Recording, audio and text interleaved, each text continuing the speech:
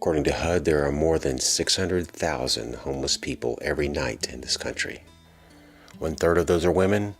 80% of those women have children. The National Law Center on Homelessness and Poverty says more than 90% of homeless women are victims of severe physical or sexual abuse. Escaping that abuse is the leading cause of their homelessness. Safe Haven is a home established by Jody and Paula Douglas to give these women a fighting chance.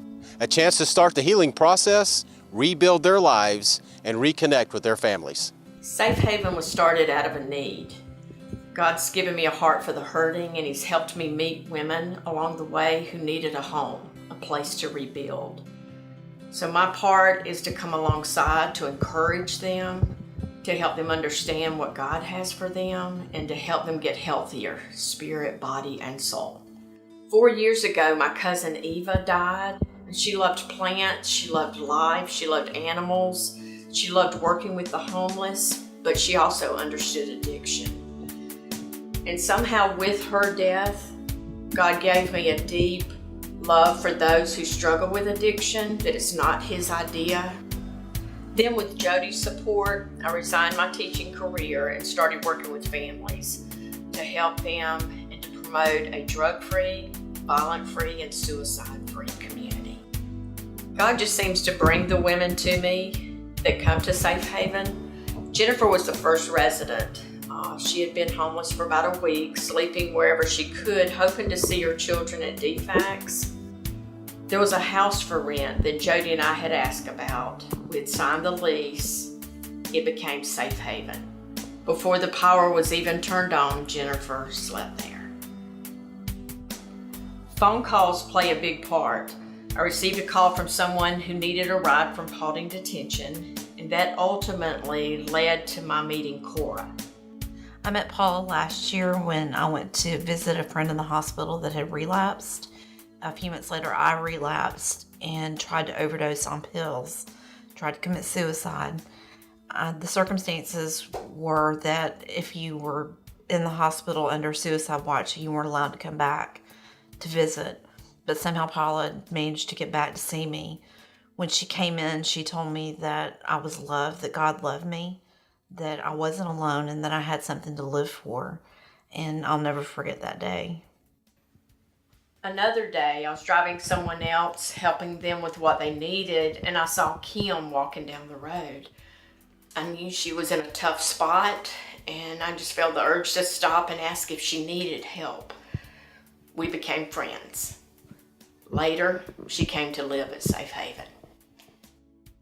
It's pretty amazing because in the midst of my addiction, and I had found myself homeless, I was walking up the street one day and this truck pulled over. And this lady asked me if I needed a ride. And that's the day I met Paula. I'm able to give my testimony and help others and work here around Safe Haven.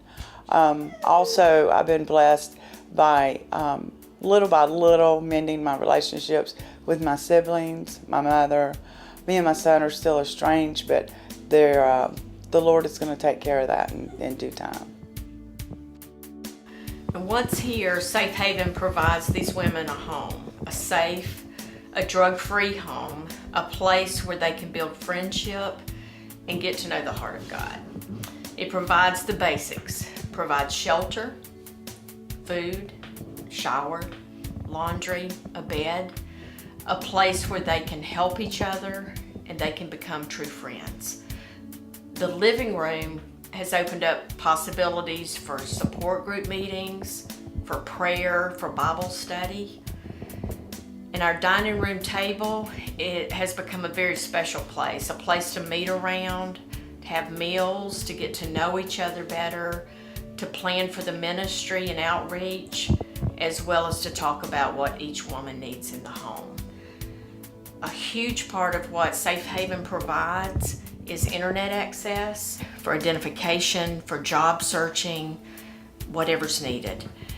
Safe Haven also provides transportation for meetings, for court, for probation, for jobs, for seeing their children, their families, for volunteering in the community. It just helps regain structure in their lives. If you personally need help or you know someone who wants help, just call the number below. Leave a message. Once I get the call, it's like I'm the intake person. I want to talk to you, I want to meet you, I want to get to know your strengths as well as your needs, and you become part of our team. And from there, we make a plan. If you want to get involved in some way, always start with prayer. If you have a skill that can help with the upkeep of the house, our home, that's always needed and appreciated. Danny Christie installed some tile that was donated by a company. People leave goods on the front porch. We're always glad for that. And if they're not needed here at Safe Haven, then we find families in need. Helping with transportation is always needed. Helping financially is always appreciated more than you know. So pray, donate, and come volunteer with us. Become a part of our ministry team for a more drug-free, a more violent-free, a more suicide-free community. Spirit, body, soul healthy. God bless.